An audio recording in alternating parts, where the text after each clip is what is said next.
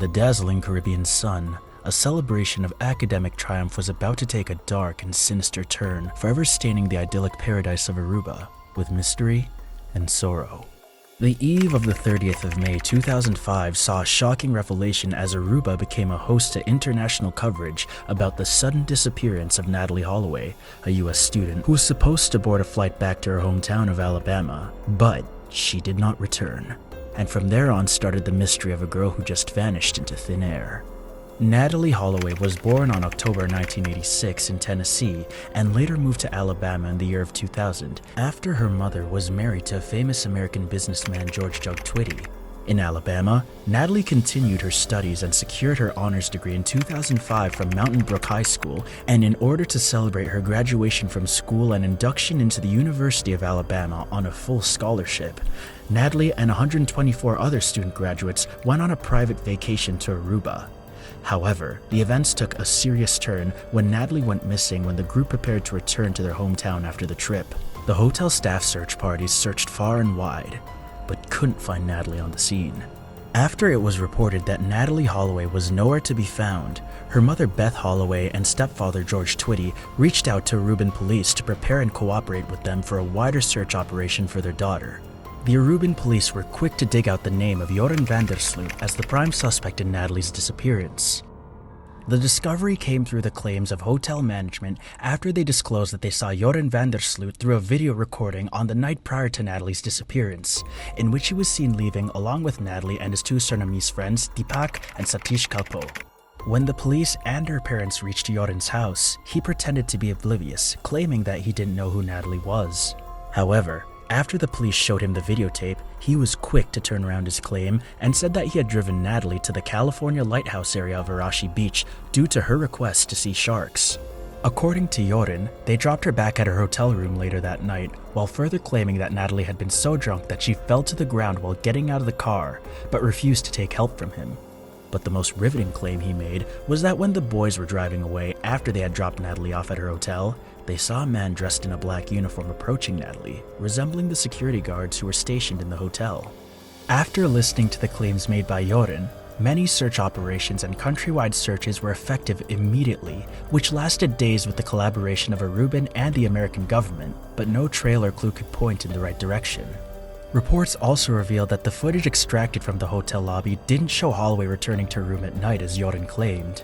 But this statement was challenged by the statement issued by Police Commissioner Jan van der Straten, who claimed that the security cameras were positioned in the hotel lobby, while Natalee didn't have to go through the lobby to get into her room. The investigations pursued by the collaborative support of Aruban police and the US police led to many suspects in this case. On June 2005, the security guards stationed near the hotel the night Natalee went missing were arrested in light of Joran van der Sloot's claims. Nick John and Abraham Jones were former security guards at Allegro Hotel near the hotel where Natalee was staying. The suspects were considered a strong match as they were also detained before in law enforcement charges. However, they were soon released due to the lack of concrete evidence regarding the case. On June 2005, the police arrested Joran van der Sloot and the Kaplo brothers from their house on account of murder and kidnapping charges. There were reports that the arrests were made due to the pressure exerted by the victim's family on the police and the close involvement of the suspects with the case. After a month in detention, the Kaplo brothers were released, but Joran was further kept for 2 more months. This case was indeed turning out to be a dead end, with no leads or witnesses, until a sudden witness fueled the case once again. The police got a tip from a local gardener who worked in the Aruba Racket Club, who pointed the police to a pond that had reportedly been partially drained. Moreover, Twitty claimed that the gardener had witnessed Joran van der Sloot come into the Racket Club along with his friends the Kaplo brothers. He also claimed that Joran tried to hide his face from the gardener when he tried to make eye contact with the boys, indicating that they had something to hide from other people. This was a crucial statement, or as Nancy Grace, a famous American TV journalist, called the gardener, the man whose testimony cracks the case wide open. Moreover, a person, or as sources named him, the jogger, also caught everyone's attention when reports swarmed in after his claims to have seen some men digging up a hole and burying a blonde in it. So, the police worked night and day on both leads, hoping to unravel the real story behind Natalee's disappearance. But they soon reached a dead end, resulting in the closure of the case once again. Soon after, the Aruban and American police were unable to extract anything that could get them to the girl. The Dutch police requested to intervene and take over the investigation for the Natalee Holloway case, and perhaps this change turned out to be more fruitful than it was initially perceived. Why so? Let's find out. The cold case of Natalee Holloway took a sharp turn on January 31st, 2008, after 3 years of its closure by the American and Aruban police, when the popular Dutch crime journalist and investigator Peter R. de Vries claimed that the mysterious case of Natalee Holloway was solved. This quickly shifted the whole paradigm of the case, as it was yet again reopened the same day after de Vries made the announcement. Shortly after his claim, de Vries aired a video of Van der Sloot cruising around in a car with famous Dutch businessman Patrick van der Riem, who claimed to be a close friend of Joran van der Sloot. According to Peter, Patrick contacted him and told him that he knew Joran and that the suspect was not entirely truthful in this matter. To further support his claims, Patrick agreed to be wired and sat in a car rigged with microphones and cameras with the suspect Joran. In the video, the suspect Van der Sloot was seen holding marijuana in his hand while he claimed that he knows what happened to that girl. The clip showed Joran confessing that he was with Natalee when she started shaking and fainting, which appeared to be a seizure. Joran said that he had tried to save her, but he was unsuccessful, and Natalee lost her life in the process. Joran claimed that he called his friend, who told him to go home and dump the body in the ocean itself. In the video, Joran can be heard proclaiming that the sea is very big. He went into the middle and dumped her there, when Patrick asks him how he got rid of Natalee when she was with him that night.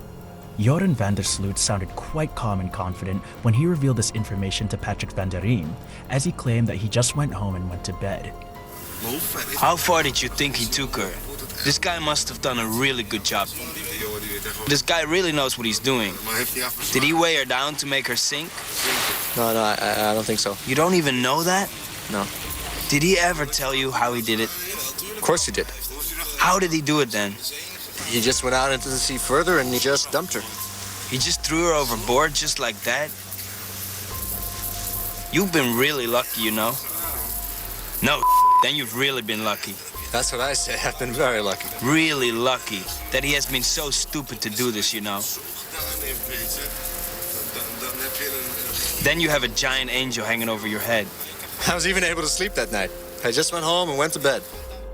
Patrick repeatedly asked Joran van der Sloot about how he knew that Natalee was dead when she collapsed to the floor, and Joran casually said he wasn't so sure until one of his friends, whom he called Dori, checked on her and tried to help her.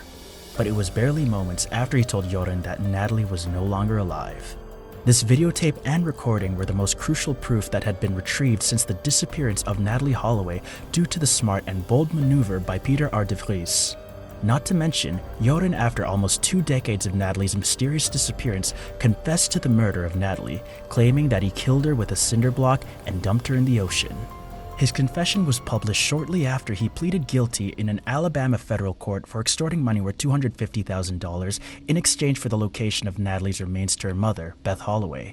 Consequently, Van der Sloot was sentenced to 20 years for the financial crimes, which will run simultaneously with his ongoing prison sentence in Peru, where he was convicted of killing another woman and trafficking cocaine.